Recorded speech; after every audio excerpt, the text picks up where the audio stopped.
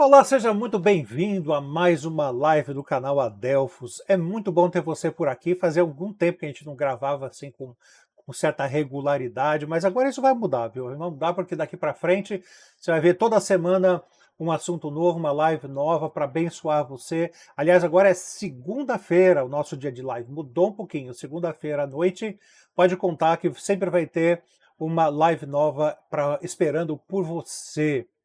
E hoje eu gostaria de apresentar para você o nosso convidado e o assunto que ele vai tratar, que é muito relevante, está sendo muito falado, que é a respeito de educação clássica e educação domiciliar. Uma coisa tem muito a ver com a outra e você vai perceber por quê. Antes de eu apresentá-lo, porém, eu queria que você tirasse um tempinho aí para se inscrever no nosso canal, se você ainda não fez isso. Clica aí no botão de se inscrever, no sininho para você se manter atualizado. Eu tenho certeza que vai ser uma grande bênção para você. Está conosco então hoje Rodrigo Musselin. Rodrigo tem se destacado nas redes sociais, principalmente no Instagram, com muito conteúdo bom a respeito de cristianismo, fé reformada e educação. O Rodrigo, ele é pastor em Guaratinguetá, da igreja, deixa eu pegar aqui, da igreja Resgatar. Rodrigo tem 4 filhos, casado com a Daniele, na verdade, e pai de Daniel, Isabela, Helena e Karina. Ele é educador, pai homeschooler, junto com a sua esposa. Rodrigo, obrigado por ter aceitado o nosso convite. É muito bom ter você por aqui, viu, querido? Eu que agradeço, pessoal, pelo convite.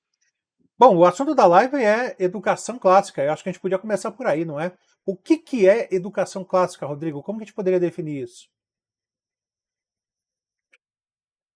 Olha,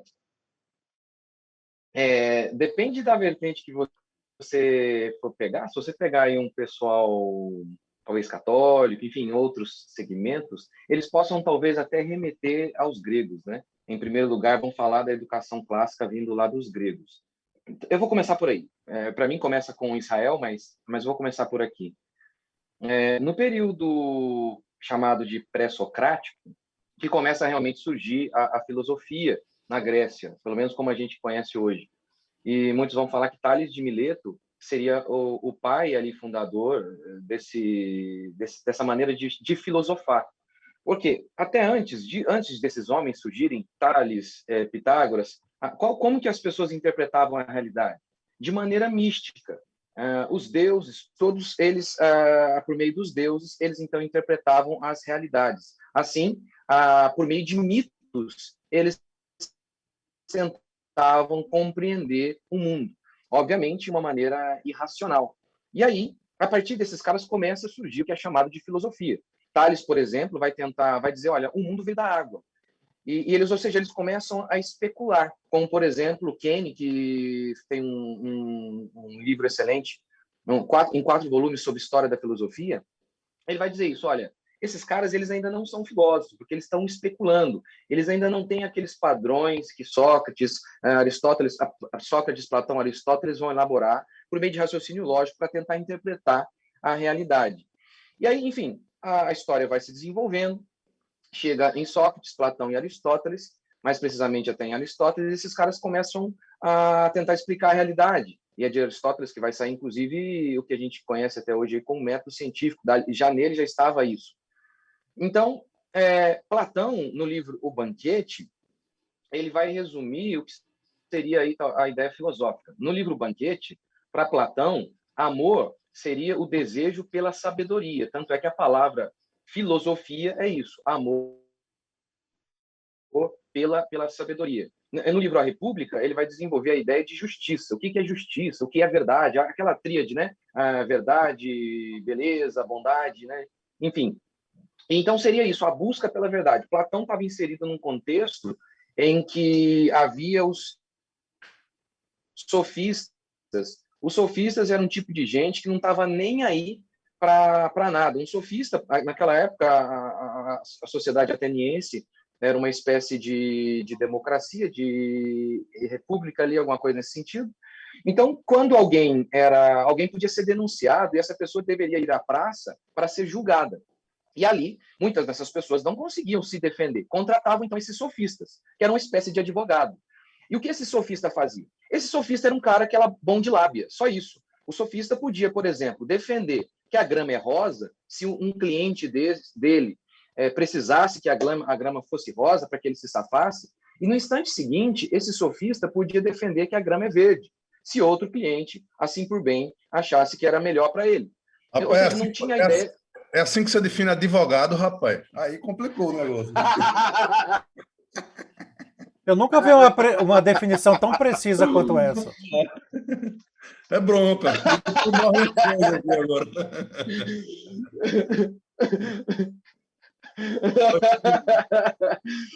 E aí, então, e aí esses caras estavam ali, eles não estavam preocupados com a verdade, coisa nenhuma. Então, Sócrates, Platão, eles vão dizer, peraí, isso aí está tudo errado, isso aí não tem nada a ver com o que a gente precisa de verdade, a gente precisa encontrar a verdade. Tanto é que no livro O Banquete vão se apresentando ali vários personagens, e cada personagem vai falando e representando o espírito da época, cada vertente filosófica, cada perspectiva filosófica que existiam naquela época. Dos personagens começa fazendo um discurso espetacular, maravilhoso e tal, e Sócrates estava na festa também. E aí o Sócrates fala assim, poxa, que discurso lindo, hein? Mas eu estou no lugar errado. Eu pensei que aqui era sobre verdade, não sobre falar bonito, né? Eu estou no lugar errado. Então você percebe o tempo inteiro, né, essa ideia de busca pela verdade. Por isso que, para mim, a educação, eu nem vou definir como clássico, para mim, educação é a busca pela verdade. Educação é a busca pela verdade. E com base nisso, pegando uma perspectiva clássica, a educação clássica seria a busca pela verdade.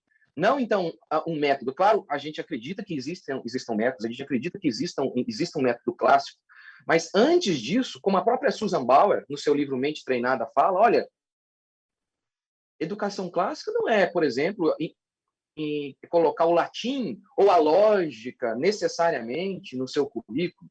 Então, você vê, então, que a educação clássica em si, de início, não é um método, é um princípio, o princípio da busca pela verdade. Por isso, eu comecei dizendo, né, que isso remete lá aos gregos, mas, na realidade, é óbvio que, para mim, isso remete à cultura judaica.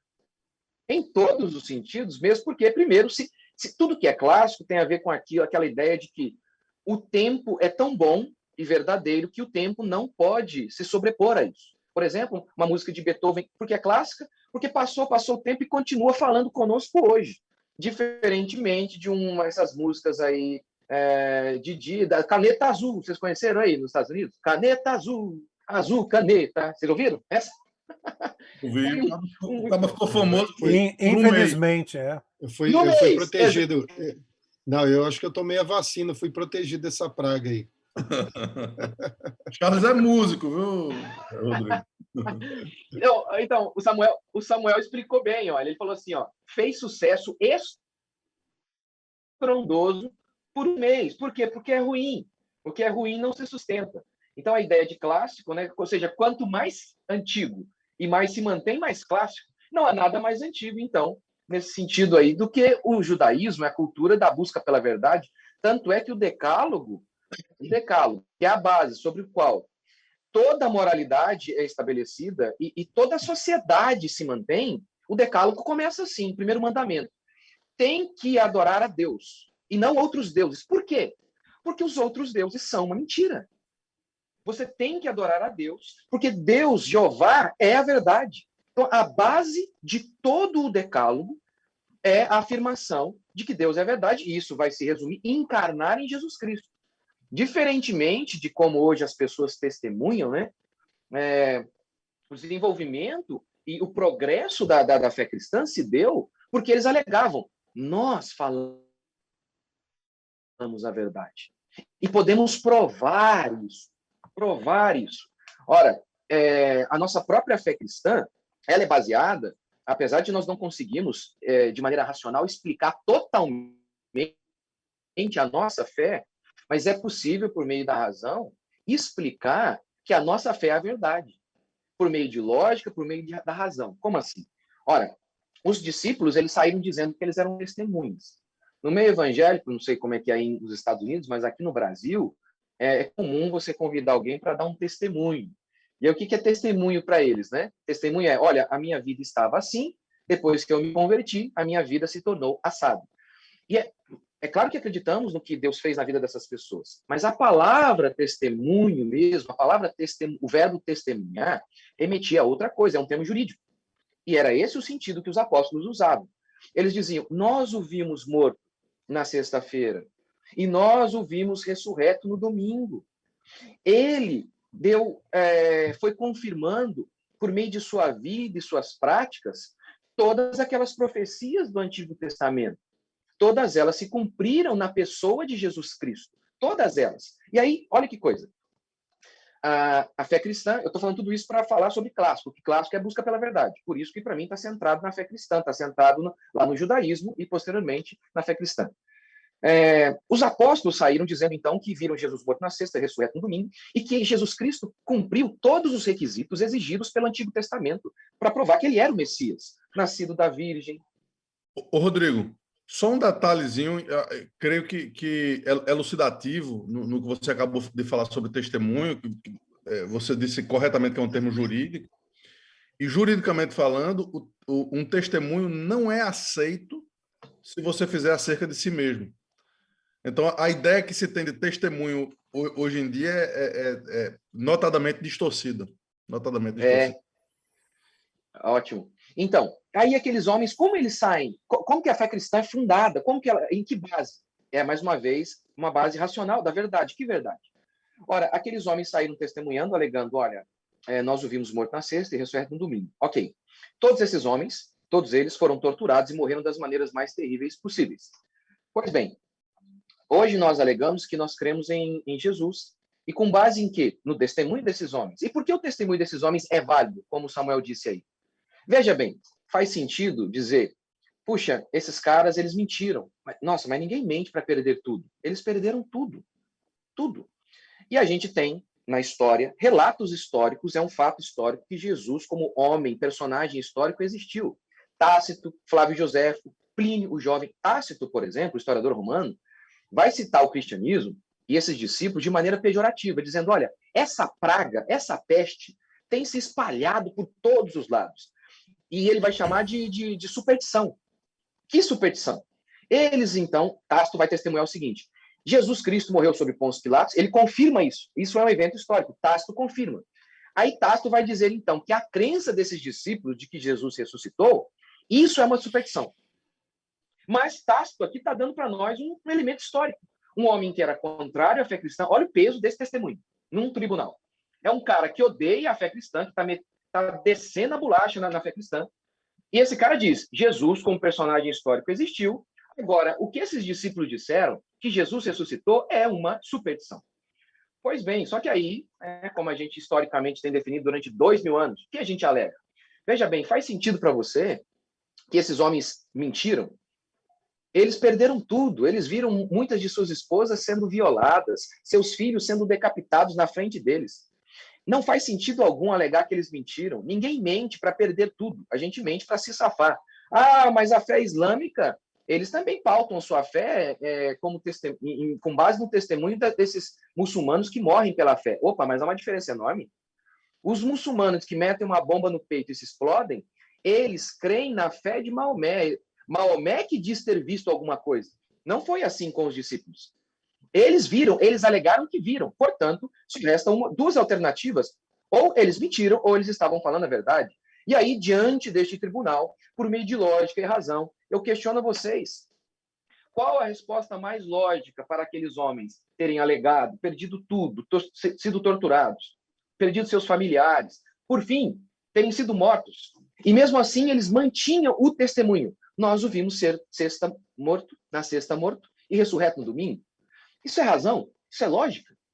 Então, ou seja, a nossa fé cristã, ela se apresenta como a busca pela verdade. É por isso, talvez, acho que eu já estou até me adiantando, mas independente esse foi o motivo. Das consequências. Possa? Tá. Isso. Eu vou me adiantar, mas para não perder o fio da meada. Esse foi o motivo pelo qual, inclusive, eu arranquei os meus filhos da escola, Na realidade, esse preceito, a busca pela verdade, é que norteia tudo o que eu tenho tentado fazer na minha casa. Que, para mim, é a definição clássica do que é educação clássica. A busca pela verdade. Perfeito. Olha. Charles. Ô, Rodrigo, a minha pergunta é a seguinte: a gente vê que tem o modelo convencional, que tem sido praticado pela maioria das escolas públicas, ou talvez todas as escolas públicas, né, e várias escolas particulares também.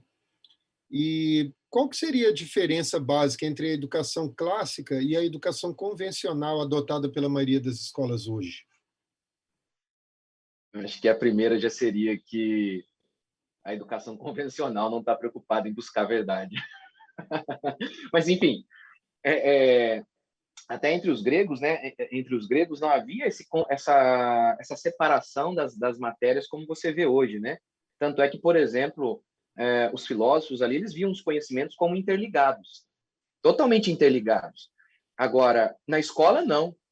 Você coloca cada coisa num pacote e os separa. É uma coisa simplesmente impossível. Eu vou dar um exemplo. Como que é um negócio totalmente louco. O Taylor Gatto vai falar isso no livro dele, Emburrecimento Programado. Na realidade, não é ele que fala, alguém que faz a introdução para ele, do seu livro, faz um prólogo ali, alguma coisa, e ele cita a fala desse homem, que ele diz assim: ninguém pode aprender com assuntos compartimentados, cada um caixotinho, sem nenhuma associação, um assunto com o outro. Não, é impossível, é impossível, é impossível. E eu vou dar um exemplo bem fácil disso. Eu estava lá estudando com meu filho, Don Quixote, vamos pegar Don Quixote aqui que seja.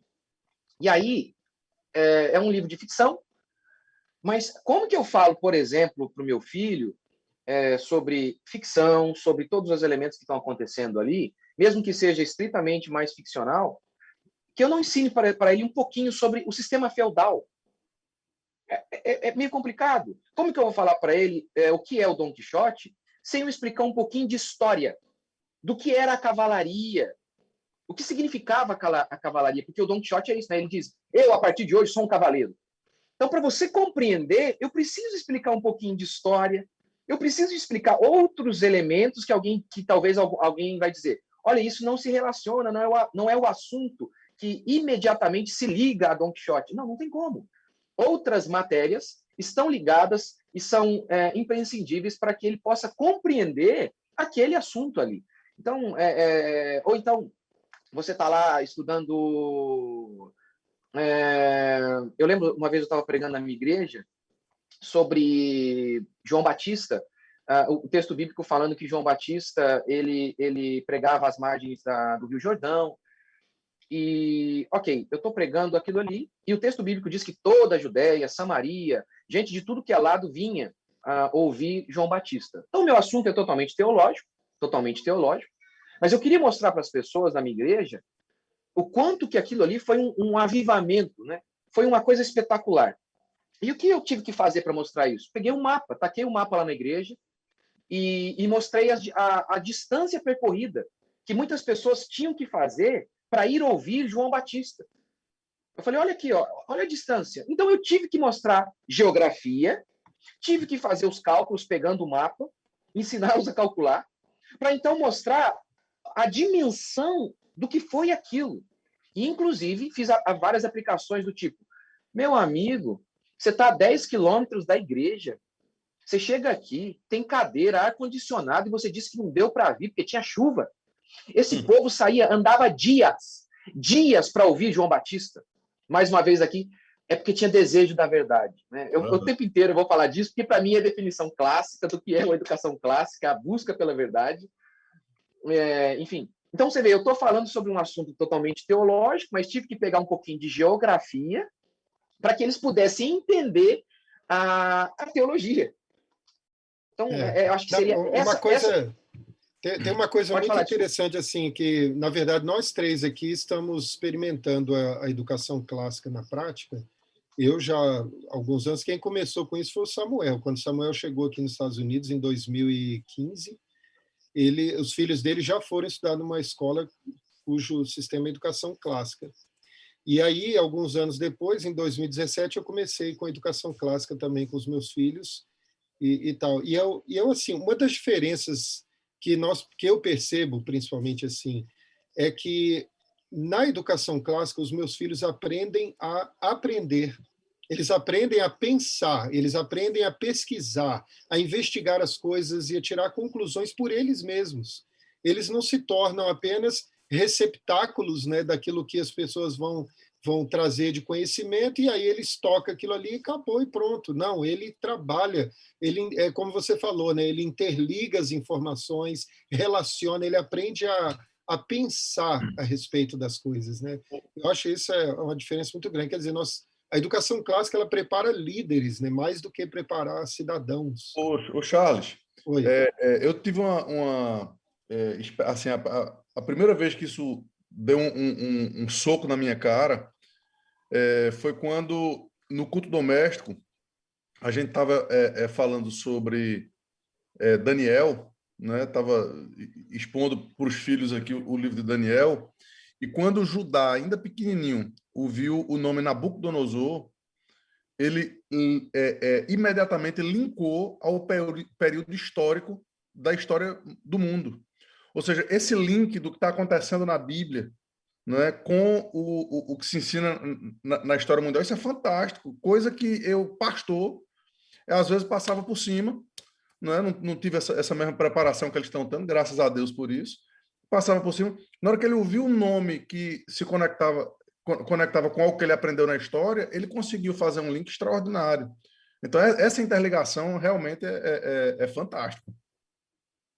Eu vou me adiantar, talvez, mas é que eu acho que tem tudo a ver com o que ele acabou de falar, que é a primeira definição mais sobre educação clássica seria isso, né? A busca pela verdade. A verdade seria, então, o fundamento sobre o qual tudo vai ser construído. Agora, eu queria falar sobre o método clássico mesmo, porque aí tem tudo a ver com o que ele acabou de falar, a questão de aprender a pensar, né? Que seria a gramática, a lógica e a retórica. Gramática, lógica e retórica. Primeiro, como 3 fases no desenvolvimento do aprendizado, né? Seria a primeira fase, a fase da gramática, a fase de absorver. A segunda fase, a fase da lógica, a fase de analisar. E a terceira fase, a fase de expressar, de viver, isso aí. Pois bem, eu, pensando no que ele está falando ali sobre, olha, na educação clássica você aprende a pensar. É porque quando você tem o desejo pela verdade, você aprende a pensar. Então, eu vou dar o meu exemplo. Eu não havia conhecido o método clássico, né? Primeira fase de absorver, segunda fase de analisar, terceira fase de viver, expressar. Enfim, eu nunca tinha ouvido falar. Eu tinha 19 anos e eu estava no seminário e eu lembro que eu não me importava muito com as notas que tinha que dar lá. Tanto é que o assunto que o professor estava dando, a matéria que ele estava transmitindo, eu já sabia, então para mim era chato, eu falei, isso aqui, e também o professor era ruim. E aí, sabe, e aquilo, mas eu não me importava, eu sabia, eu queria ser pastor, né, e eu tinha que fazer o seminário, tinha que fazer aquele ritual lá, e eu gastava um pouquinho de tempo só lá no seminário, pouco tempo, com as matérias que eles se importavam, apenas para passar na prova. E em casa, eu lembro que na época o primeiro estudo meu foi sobre Mateus, né, o primeiro livro do Novo Testamento. A primeira coisa que eu fiz, eu falei, olha, o que eu preciso fazer para entender isso aqui? Eu quero entender. Eu tenho que ter isso aqui de cor na minha cabeça. Eu tenho que ter a Bíblia na minha cabeça, de Gênesis a Apocalipse. E aí o que eu fazia? Eu lia de 9 a 12 capítulos por dia, não para analisar o texto, só para memorizar, para internalizar a história, só para internalizar todas elas, desde Gênesis a Apocalipse. Ter aquilo ali na minha cabeça, aquele panorama, que é o que a gente chama de a fase da gramática, de absorver. Ok. Porque o que eu pensava como que eu vou fazer os links? E é interessante, Rodrigo, que o que você está falando é algo que eu sempre bato. Muita gente, quando começa a educação clássica, fica preocupada com idade. E qual é a idade que termina a gramática? Isso, a gente, nós quatro aqui, somos já um pouco mais avançados em idade, principalmente Fernando, mas Isso é piada? Não, isso é verdade. Essa parte é verdade. Mas Pior que o mais velho aqui sou eu. Tá bom. Mas veja só, todos nós ainda podemos memorizar, aplicar e ensinar. Ou seja, as três fases elas não são estanques. São ciclos, né? Constantes. Então, e aí, primeiro eu fiz isso. Eu falava, eu preciso... como que eu vou fazer os links se eu não... como que eu vou analisar? Como que eu vou pensar se eu não tenho nada na cabeça? Que é mais uma diferença do método convencional que se ensina na escola. Tem um pouco aí, talvez, até a ver com construtivismo. Você quer que a criança construa algo sem que ela tenha ferramenta, né? Na escola é assim que se faz. O menininho tem 7 anos, tem 10 anos, manda o moleque ler Dom Casmurro, coisa que adulto tem dificuldade de ler. Vai ler o Dom Casmurro, moleque. Agora traz para nós aqui um resumo e uma análise. Que análise, meu Deus do céu? O moleque, coitado.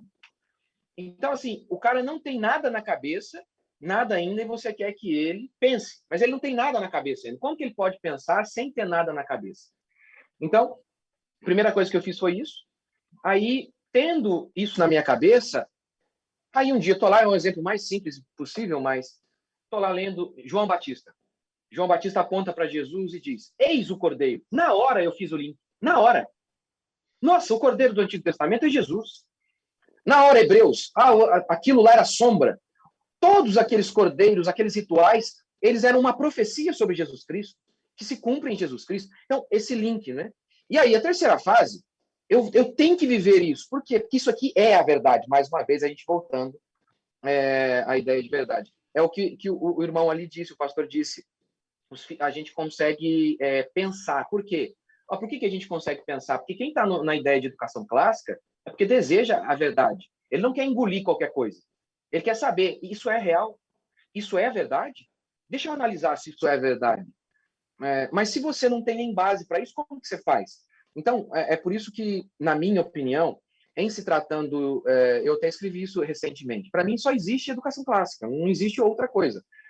Tem, por exemplo, o chamado método... Eu não lembro o nome do método, mas é um método que você estuda a partir de biografia, né? Não lembro o nome disso. Mas tá bom. Você vai estudar biografia, só a partir de biografia. Tem gente que estuda isso só a partir de biografia, porque aí por meio da biografia ele vai estudar história, enfim, qualquer outra coisa. Ok, sem problema. Você vai ter que aplicar isso aqui, ó. Primeiro você vai ter que absorver o que foi dito. Você vai ter que analisar e, por fim, enfim, então... Rodrigo, eu costumo dizer que o sistema que é anticristão, que é demoníaco, ele sabe que a educação clássica não é uma opção, não é? Ele sabe que essas fases, vamos colocar assim, elas funcionam. E é exatamente por isso que existe uma tentativa cada vez mais aguerrida de tirar os filhos o mais cedo possível do convívio com os pais. Né? É por isso que há uma língua, o Fernando disse no início, que é um link. Você pode ter escolas de educação clássica, mas, querendo ou não, existe um link desse modelo, dessa busca pelo papel dos pais na vida dos filhos. E aí, você citou agora há pouco, eu só queria dizer isso e vou lançar uma pergunta com base no que você falou agora há pouco. Você citou o construtivismo, né? Ontem, semana passada, né? No final de semana passada, eu citei uma tristeza que eu tive, né? Eu estava com um amigo olhando o muro dos reformadores lá em Genebra. Eu estava com o pastor Cláudio Henrique, da Primeira Igreja do Recife, e a gente estava assim, ali se deliciando, né? E tudo mais, é uma coisa meio vazia, né? Mas aquela coisa linda, suntuosa, não sei o que e tal. E de repente a gente ouve um barulho atrás da gente. E tinha uma estatuazinha, né?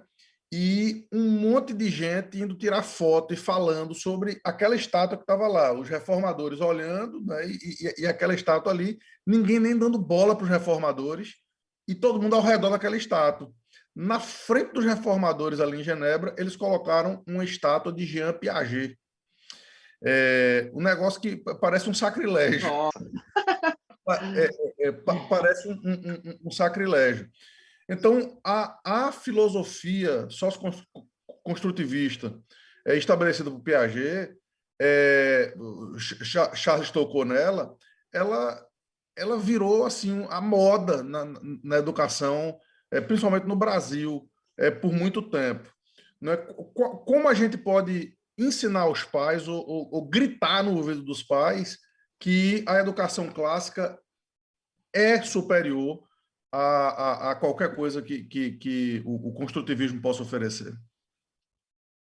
Primeiro, concordar com o que você falou sobre ter sido adotado pela maioria das escolas. Pelo menos, o que diz o Solano Portela no livro dele, o que estão ensinando aos nossos filhos. E ele vai dizer que, inclusive, nas escolas cristãs, o construtivismo foi adotado. É o que ele diz. Claro, é o testemunho dele, eu não por mim mesmo não avaliei, mas, de qualquer maneira, vamos definir, né, o construtivismo. De maneira simples, bem simples. Conhecimento não é adquirido, é construído por si mesmo. Seria isso. Por isso, por exemplo, a educação clássica já é ridícula, porque na educação clássica você absorve, memoriza coisas, absorve coisas. Então, na realidade, é tudo uma mentira. O discurso é: a criança será livre por si mesma para obter o conhecimento. Ela não pode... tem muito a ver, de novo, Karl Marx, né? Os professores estão sendo opressores das crianças ao dizer: é assim, olha, aconteceu isso. Eles estão sendo opressores. De novo, você vê o marxismo, é impressionante. E também você percebe aí muito do iluminismo. O Rousseau, lá na França, o que ele disse? Olha, gente, sabe por que a educação, porque o nosso país está assim? Sabe por que as coisas estão ruins? É por conta dessa educação que tem sido feita nas escolas. A gente precisa das crianças dessa educação que as crianças têm recebido. Que educação? Que era a educação clássica, que era a educação que aconteceu durante toda a Idade Média, onde se absorvia o conhecimento. Eles dizem: não, as crianças não podem. Eu acho que esse construtivismo já está ali, em Rousseau, a semente, né? Não, a gente tem que livrar as crianças dessas pragas, que para Rousseau era praga, e elas têm que ser livres por elas mesmas. Aí vai sair o Piaget com o mesmo papinho, né? As crianças têm que ser livres, aprender por elas mesmas. Mas no final das contas, quando essa seria a ideia, né? A criança por si só, quando ela pergunta sobre algo, você não explica, você leva a criança sozinha a refletir. Mas como, de novo, como que eu penso sem ter nada na cabeça? Como que eu posso pensar sem ter nada na cabeça? No final das contas, o próprio discursinho do construtivismo é mentira. Em que sentido? A esquerda diz: olha, nós não podemos fazer com que a criança fique absorvendo conhecimento. Que conhecimento? Conhecimento antigo, clássico. Porque ela tem que, por si só, descobrir. Ah, tá ok. E aí, o que a esquerda faz? Ela faz com que a criança pense por ela mesma? Não. Ela doutrina a criança. Ela enfia na cabeça dela: homem pode ser um homem, homem pode ser uma mulher. Ela não levou a criança a pensar por ela mesma.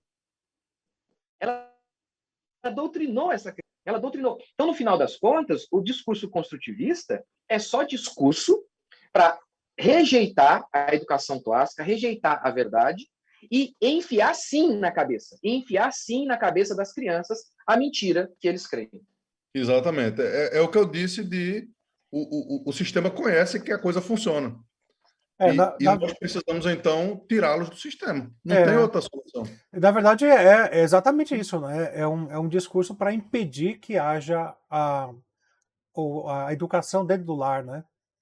Agora, assim, o que eu acho mais impressionante de tudo, né, é que inclusive a própria método educacional atual, eles se fundamentam em Comênios, né, que é o pai da didática moderna, mas parece que é só teoria, né, porque Comênios defendia o uso da lógica acima de qualquer coisa, e aliás, parece que Comênios a gente tem um resgate da educação clássica, né, ele foi muito influenciado por Calvino também. Então, essa identificação da educação atual com Comênios é pura fachada, né? Uhum. É verdade. É verdade. Agora, Discurso, só discurso, só né? discurso, né? Agora, você estava falando das etapas, né? Do método clássico em si. Você falou para a gente que o ensino clássico e o método clássico são coisas diferentes. A educação clássica e o método são coisas diferentes, o que eu achei muito interessante. Agora, explica para a gente um pouco mais a respeito do material, do conteúdo dessas fases que você falou para a gente.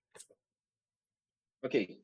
Então, aí é que eu vou. Como eu disse, eu acredito que a educação clássica em si é a busca pela verdade.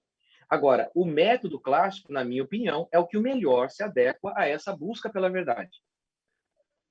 Não, ou melhor, não, para mim só existe esse. Não consigo ver outra maneira. Por exemplo, quando você vai ler um livro. Como que você lê um livro? Para mim, só há uma maneira. Eu acredito que todo mundo que lê um livro e o compreende, ele usou o método clássico, ainda que ele não chame de método clássico, ainda que ele não o conheça. Ele fez isso. Ele leu, ele sublinhou, ele fez um resumo, com as suas palavras, mas um resumo que retrate com fidelidade aquilo que o autor quis dizer. Tendo feito isso, ele vai analisar se aquilo que o autor disse faz sentido, e daí, então, ele vai escrever, viver aquilo ou não. Então, assim, por isso que eu disse, a educação clássica não é um método de início, ela é a busca pela verdade. Ela é a busca pela verdade.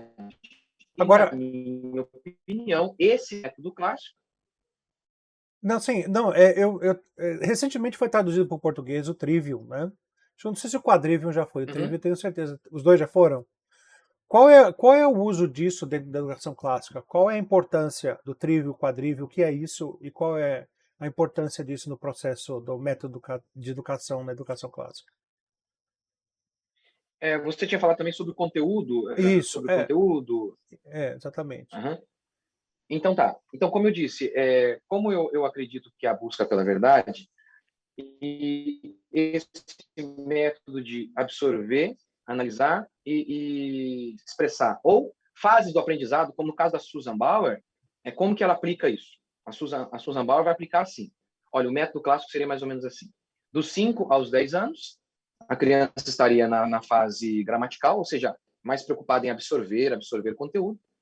Dos 10 aos 14, 15 anos, mais ou Bastante menos aí. trabalho de memorização, né?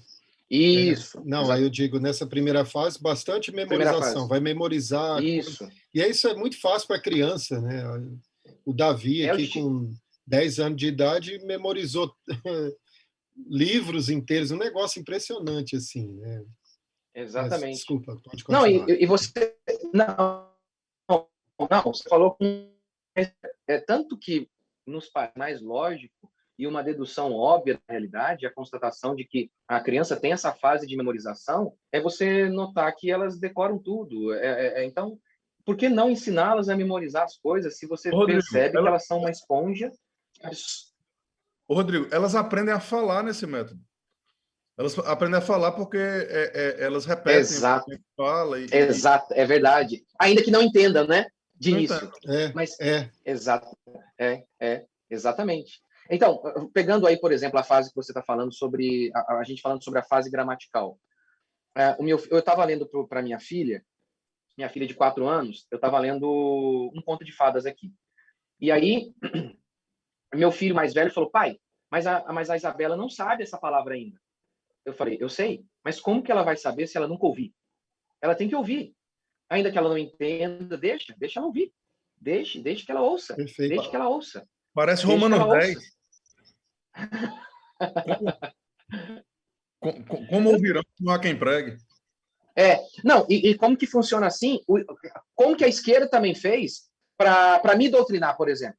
Eu lembro, eu era garoto, e eles falavam assim, ó, capitalismo é ruim, privatizar é ruim, privatizar é ruim. Eu não entendia nada, mas eu gravei na minha cabeça, privatizar é ruim, privatizar é ruim, privatizar é ruim.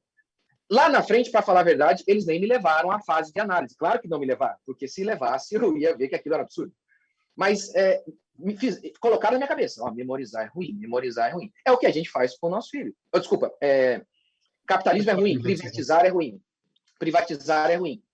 Então, eles também fazem isso com qualquer pessoa, em qualquer idade. Primeiro, eles jogam a semente, jogam ali, jogam. E nós, que somos clássicos, queremos atingir o próximo estágio, que é mostrar que aquilo é verdade, levando a pessoa ao raciocínio. Agora, já que eles mentem, eles param ali na primeira. Joga na cabeça da pessoa, ó, capitalismo é ruim. Capitalismo é ruim. Então, eu, por exemplo, o que eu faço com as minhas filhas? Eu faço o oposto.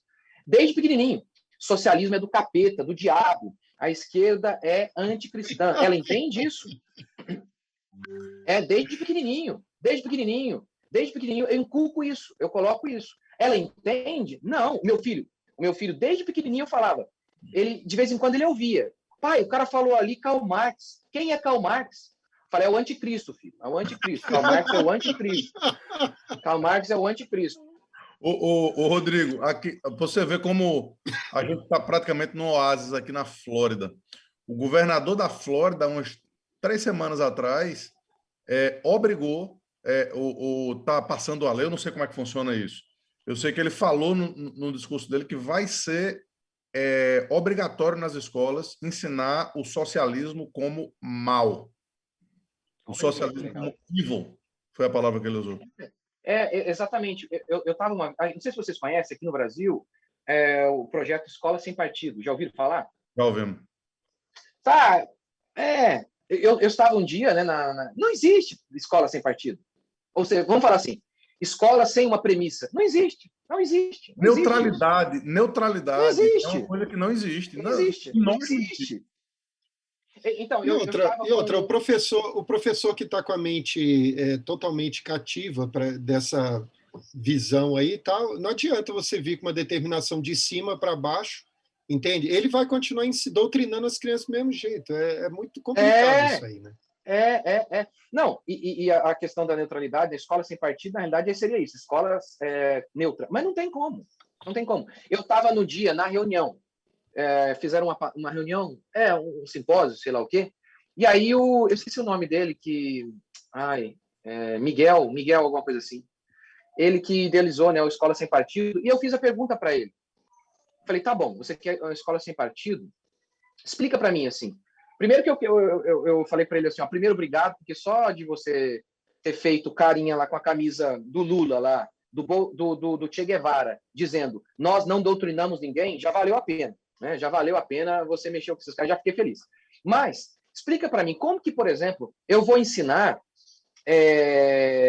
sobre socialismo sem falar que ele é ruim? Porque a ideia era essa, você tem que ensinar ambos os conteúdos, tanto o capitalismo quanto o socialismo. Como que eu concluo isso? Porque o objetivo do conhecimento é a verdade. Para mim, de maneira facilmente perceptível, o socialismo é uma desgraça. Como que eu falo para ele, olha, todo lugar que teve socialismo, morreu gente, acabou com o país. Todo lugar que o socialismo pisa, seca. Tá, tá vendo? Eu tenho um viés, eu tenho um viés que é ruim. Não tem como ensinar de maneira neutra. Agora eu fiquei curioso. O que foi o Miguel Najib, né, que você falou? O que ele respondeu para você? Então, ele respondeu que tinha que fazer isso. Não, você tem que ensinar ambos os ensinamentos, tanto sobre o capitalismo, e também sobre o socialismo, apresentando ambos de maneira imparcial. Não dá, né? Então, assim como o esquerdista explica de maneira imparcial, nós, cristãos, também vamos explicar de maneira imparcial. Então, não existe isso, né? Mas foi isso que ele falou. Nós vamos explicar... Desculpa. Parcial, desculpa, exatamente. A mesma coisa, é interessante que muito do que a gente está conversando aqui se parece com a live que a gente fez com a Adalto na semana passada, com a Adalto Lourenço. Não é porque a ciência é a busca pela verdade, não é? Ou seja, e não a verdade em si. É fantástica essa definição. E o que você está aplicando aí a capitalismo e socialismo é aplicado também da mesma forma em relação à criação e evolução. Não é? Ou seja, maravilha. Esse espectro é fantástico. Nós não somos... Veja, a loucura de pensar que pode existir neutralidade é de uma... absurdo. É um absurdo. É um absurdo, de fato. Agora, falando um pouquinho, eu acho que... Não sei se... Nossa, é porque, como o irmão já havia dito, é tanto assunto, né?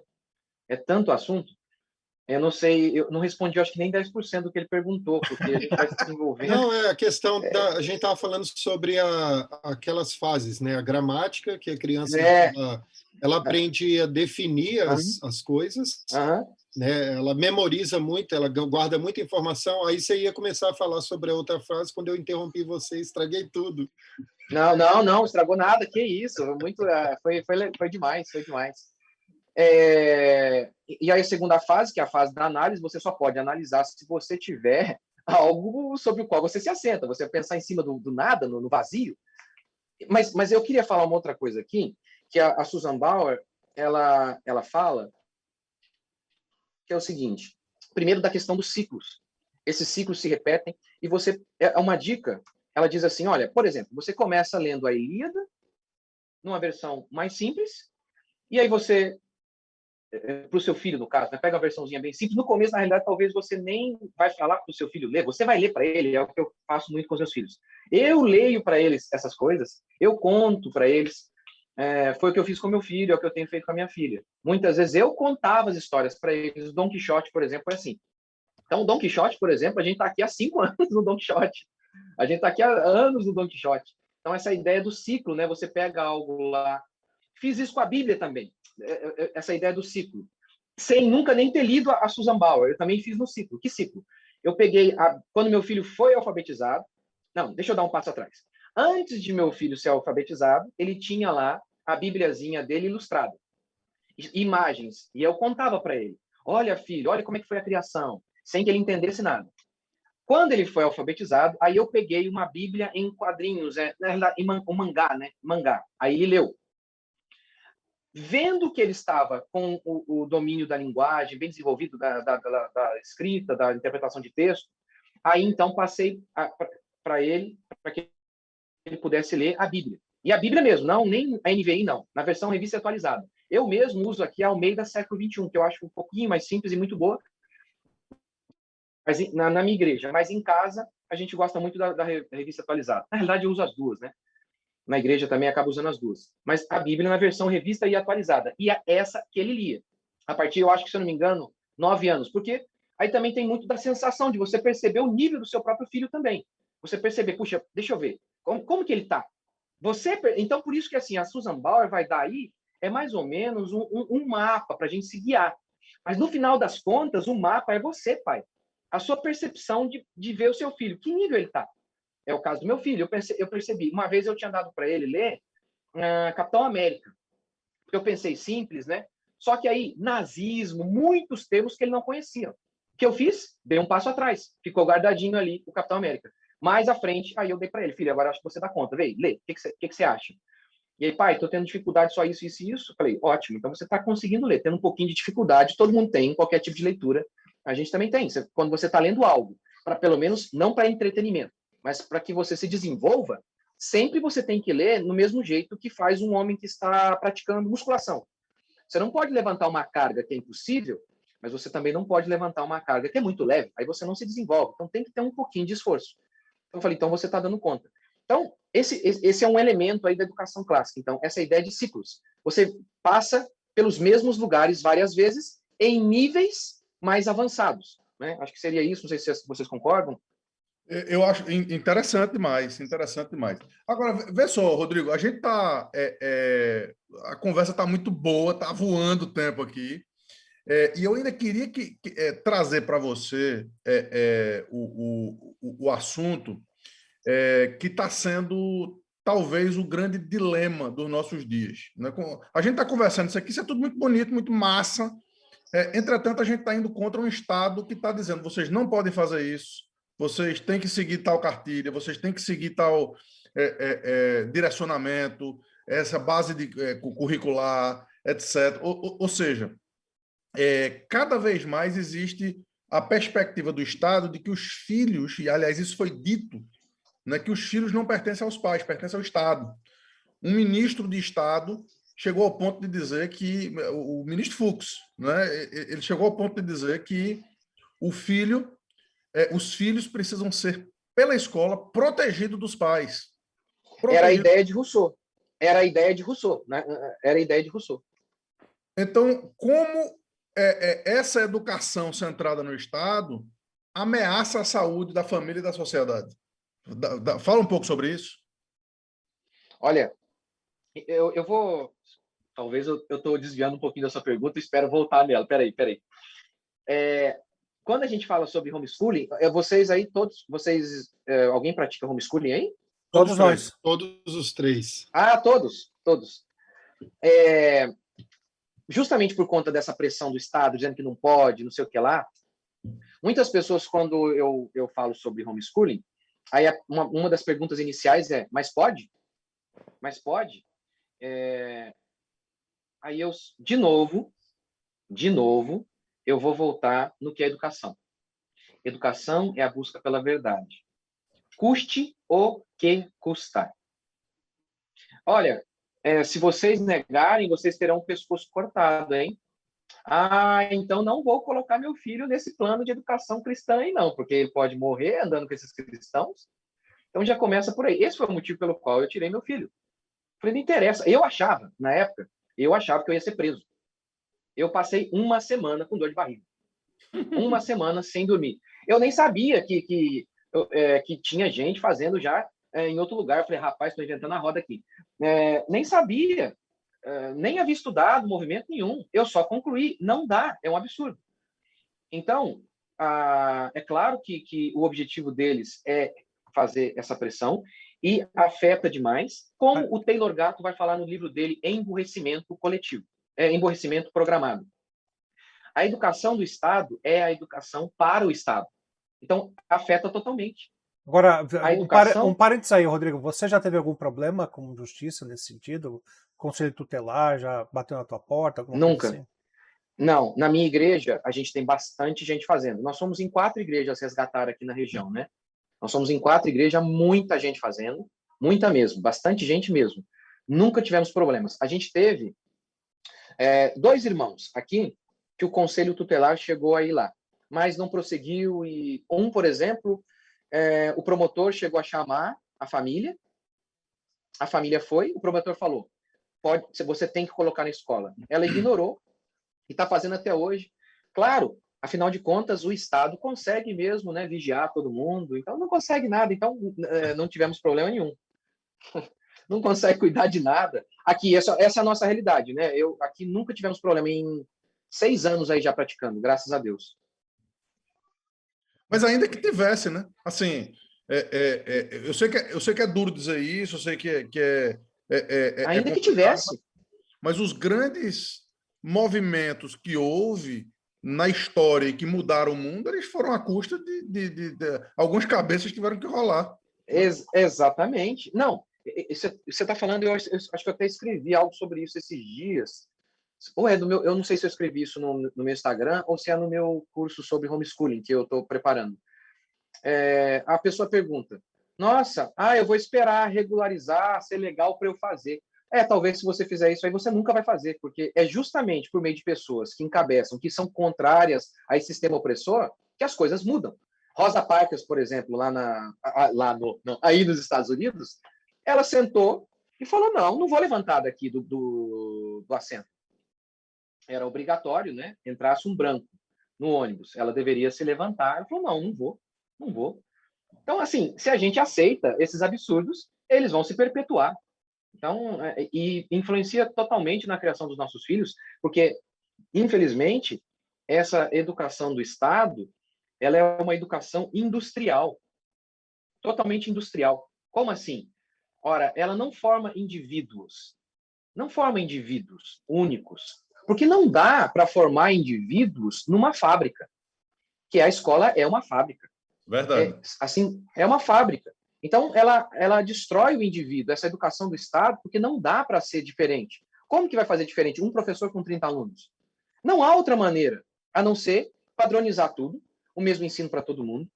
Não tem como individualizar. Não tem como. Então, destrói o indivíduo, como era o meu caso, por exemplo. Meu caso.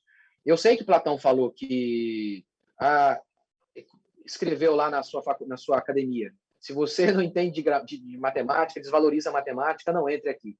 Eu não desvalorizo, eu adoro. Por exemplo, eu quase fui jogador de futebol profissional. E eu estava falando isso para meu filho ontem. Filho, futebol é totalmente matemática. Assim, eu jogava bem, viu? Era bom. E eu falo pro meu filho, isso tem tudo a ver com a minha mente. Eu era magrelo, eu não era um cara forte, mas eu tinha um pensamento correto. Eu vou dar uma explicação para mostrar como que a matemática está envolvida ali, mas mesmo assim eu não a uso, não é minha paixão, apesar de, enfim, vamos lá. Quando você se posiciona de frente com o goleiro Mas na diagonal, essa história todinha foi só para dizer que joga bola bem. Só para dizer que joga bola foi. Vendeu meu jabá. Não, enfim. E aí eu falei para ele, quando você se posiciona, você sai de frente com o goleiro meio na diagonal, o goleiro ele se aproxima mais da trave, que ele está mais do seu ângulo ali. Então, no caso, se eu estou indo para a esquerda, o goleiro se aproxima mais da trave do lado direito. Ou seja, você tem um espaço maior para você chutar do outro lado. Então, é matemática. Na maioria das vezes, a sua probabilidade de acertar naquele outro lado é maior. E inúmeros outros movimentos que acontecem no futebol, eles seguem um padrão. Eu vou dar um outro exemplo. Quando você faz um lançamento lá de trás e você tem o goleiro e você tem o zagueiro aqui na frente e o seu parceiro está atrás dele. Essa é uma jogada que você não deve fazer. Por quê? A única chance de o seu parceiro pegar a bola é num único espaço de ação ali muito pequeno, um raio de ação muito pequeno. Então, a probabilidade de você acertar isso é minúscula. Então, os grandes jogadores, eles não optam por essas, porque ele faz o cálculo. Ali a chance é mínima. Então, eu sei, a matemática está em todos os lugares. Eu adoro, por exemplo, em relação a isso. Mas aquelas fórmulas matemáticas monstruosas, eu tremo. Eu falo, meu Deus, eu não uso isso na minha vida. Não é a minha praia. Não dá para ser diferente na escola. Não interessa se você não usa 44. Você vai ter que usar 44 aqui sim. Você não gosta muito disso? Você vai ter que fazer. Não interessa e acabou. Vai ter que fazer. Então, não tem como ser diferente na escola. Agora, de maneira individual, você tem outras inclinações, você pode seguir. Ou, por exemplo, a gente tem que ler um monte de coisa. Tem muita coisa boa para ler, até no meio clássico. Tem muita coisa, mas muita mesmo. Muitos contos de fada para ler. Eu, por exemplo, escolhi alguns para me aprofundar neles. Exemplo, o do Hans Christian Andersen. Aí leio a biografia dele, o cenário cultural em que ele estava inserido. Prefiro me aprofundar mais nele do que ler todos. Aí vão indicar todos. Tem muita coisa boa.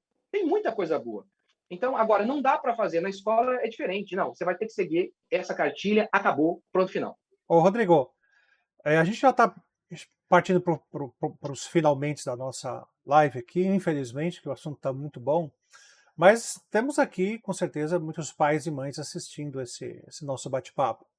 E eles devem estar interessados. Puxa vida, eu me despertei para essa questão de educação clássica, para o homeschooling, e eu não sei por onde começo, eu não sei o que eu faço agora. O que você poderia dizer para esses pais que estão nos assistindo? Aproveite para fazer o jabá do seu curso que você vai dar, né? Samuel, eu fiz assim, ó, meu curso, aí você pá. Eu ia falar, eu estou fazendo esse curso, e esse curso eu vou defender a seguinte tese, e já tentando responder a pergunta dele. Eu vou tentar dizer o seguinte, como disse Taylor Gatto, educação não custa nada. Eu sei que Susan Bauer disse assim, o que você precisa para educar o seu filho é dedicação, um pouco de conhecimento sobre crianças e muitos livros. É claro que não tem como negar que se tiver muitos livros sempre é ótimo. Mas eu vou defender o que Taylor Gatto diz, educação não custa R$1. Por isso eu vou dizer que é possível a qualquer pessoa, porque, de novo, o que é educação? É a busca pela verdade. Eu vou citar, inclusive, um dos maiores escritores de todos os tempos, meu favorito. Dizem que ele tinha só 2 livros em casa. Uma Bíblia e 1001 Noites. Esse cara é um dos caras mais criativos que eu conheço. Mas dizem também que Shakespeare não tinha muitos livros. Eu não estou, Deus me livre, dizendo que não precisa ter muitos livros. Mas eu vou defender isso, que a educação de verdade está ao alcance de todos. E se é a busca pela verdade, comece a saber pelo quê? Pela verdade. A Bíblia. Leia a Bíblia com seu filho. Faça o português pela Bíblia. Comece com Gênesis. Vá lendo tudo, mesmo que não entenda. Você frequente uma igreja fiel, bíblica. Ouça a pregação, que o seu pastor é um pastor fiel, eu acredito que ele vai ter conhecimento. Na pregação ele vai citar elementos históricos, ele vai citar muitas coisas. Ouça a pregação, faça da pregação de sua igreja não um devocional. Não, não, não, não, não. Não faça da pregação um devocional.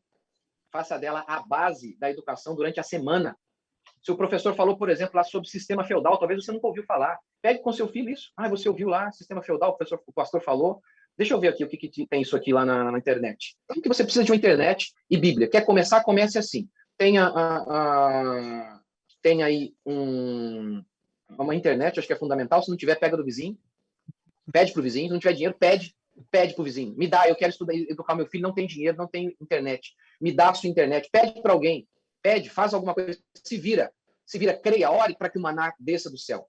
Mas eu acredito que tudo é a palavra, a Bíblia é o centro de tudo, de tudo, de tudo, de tudo. Eu fui ler, sabe, outras coisas. Depois, mais tarde, eu queria entender a Escritura primeiro. Eu acho que eu deveria ter lido, junto com a Bíblia, outros materiais clássicos, de história, enfim. Mas, de qualquer maneira, a palavra é o olhar, com base nela que a gente vai ver todas as coisas. Então, você quer começar, comece pela Bíblia. Tem um horário, dependendo do seu filho, qual a idade de seu filho, você mesmo vai perceber isso. Quanto tempo você... olha, para esse meu filho mais novinho, acho que tantas horas aqui já é o suficiente para ele. Ele foi ficando mais velho, você mesmo, o pai, se tiver interesse, ele vai perceber essas coisas. O que funciona, o que não funciona. Basta você... eu vou encerrar assim, ó. O cara que eu citei aqui é Hans Christian Andersen. Ele era tão pobre, que na biografia dele, ele diz que na sala, a casa dele era uma sala. A sala, e tinha 3 móveis. Ele diz assim, esses 3 móveis enchiam a minha casa inteira. Só para vocês, não sei se vocês conhecem esse autor, ele escreveu Patinho Feio, escreveu A Pequena Sereia, ele escreveu A Rainha de Neve. A Rainha de Neve é que deu inspiração para Frozen. E Frozen, a gente adora aqui. A história é muito bonitinha, é linda, linda, linda. Um ensino moral espetacular. Embora a história original fosse muito mais trágica, né? Aí, ó. Eu nem sabia. O pessoal faz tudo isso, né? O Chapeuzinho Vermelho, eles fazem isso também, né? Eles fazem isso, né? Dá uma gourmetizada no negócio, né? Mas, enfim. O Samuel ama Disney, é impressionante o quanto ele gosta. Vamos pular de assunto.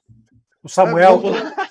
Depois pede pro Samuel contar as histórias dele com a Disney, que é uma coisa assim. Ah, meu Deus. Muito legal. Mas enfim. Aí ele conta na biografia dele o seguinte.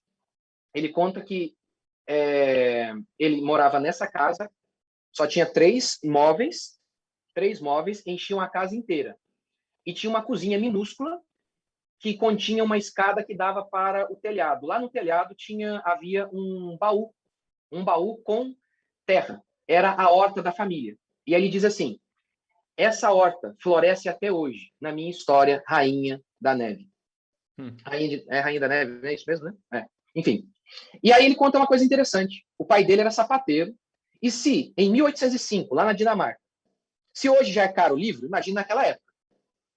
Por isso, é uma dedução lógica, é óbvio, ele não tinha muitos livros, e alguns chegam a dizer que ele tinha só 2, a Bíblia e 1001 Noites. Mas, pois bem, esse cara, ele conta que a mãe dele era ignorante sobre as coisas da vida e sobre o mundo. O seu pai também não teve um estudo, não era alguém culto, muito pobre, mas ele conta o seguinte, olha que coisa que engraçada que ele conta na história dele. Meu pai me amava, minha mãe não conhecia nada da vida nem do mundo, mas me amava, e eu tinha uma avó que me amava. Essa é a base desse cara. Poucos livros e um povo que o amava e estava disposto a fazer tudo por ele. Se você ama o seu filho, essa é a pergunta, você ama o seu filho, você vai descobrir o caminho. Amém. Muito bom, Amém. muito bom. Rodrigo, estamos chegando no final, então. A gente gostaria de agradecer imensamente a sua participação conosco. O tempo voou e, de fato, ficou muito assunto para trás. E é por causa disso que a gente vai ser obrigado a te chamar de novo para a gente esclarecer alguns pontos que tenho certeza que os nossos aí, telespectadores aqui, ou os internautas vão querer saber de maneira um pouco mais profunda. Obrigado por ter aceitado o nosso convite, viu? Que isso, eu que Obrigado, agradeço pelo Rodrigo. convite. Eu que agradeço. E sobre o meu curso, meu curso vai sair, acho que daqui a alguns 3 meses, sobre homeschooling. Então, convite nas redes sociais aí. Tá, então siga o Rodrigo Mussolini, principalmente no Instagram, não é isso, Rodrigo? É a sua principal rede, não Isso, por é? favor. Então siga o Rodrigo Mussolini no Isso. Instagram, que você vai ter aí, vai ficar sempre atualizado das pregações, dos escritos dele e do curso que está aí por vir também, né? E o Rodrigo falou a respeito de, basicamente, que 3 autores, a respeito de homeschooling, né? Ele falou sobre muitos outros autores, mas ele falou sobre o Taylor Gatto, sobre a Susan Bauer e sobre o Solano Portela. Eu vou deixar aqui na descrição do vídeo os links para as Ótimo. obras desses autores, caso você queira aí algum outro material adicional sobre homeschooling e educação clássica. Rodrigo, mais uma Ótimo. vez, muito obrigado, viu? Deus abençoe você, sua igreja. Aliás, Amém. qual é o endereço da sua igreja? Se alguém está lá pelo Vale do Paraíba, em Guaratinguetá, como que faz para achar a tua igreja, Rodrigo? Rua, posso falar? Pode. Rua Zacarias Jorge Boeri, número 116, Guaratinguetá. Chácara Celes. E qual o horário Isso, e qual é o horário dos cultos? quinta-feira, 7h30 da noite, e domingo, 9h30 da manhã, e domingo, 7h30 da noite. Muito bom. Então, se você está lá pelo Vale do Paraíba, vai lá visitar a igreja do pastor Rodrigo, que tenho certeza que você vai ser muito abençoado. Mais uma vez, obrigado, Amém. querido. Então, por aqui Valeu. a gente encerra mais uma live do canal Adelphos. Espero que, se você ainda não fez isso, não perca a oportunidade de se inscrever e ativar aí o sininho para se manter sempre atualizado daquilo que a gente está fazendo. Deus abençoe sua vida. Então, nós nos vemos numa próxima live do canal Adelphos. Até mais. Tchau, tchau.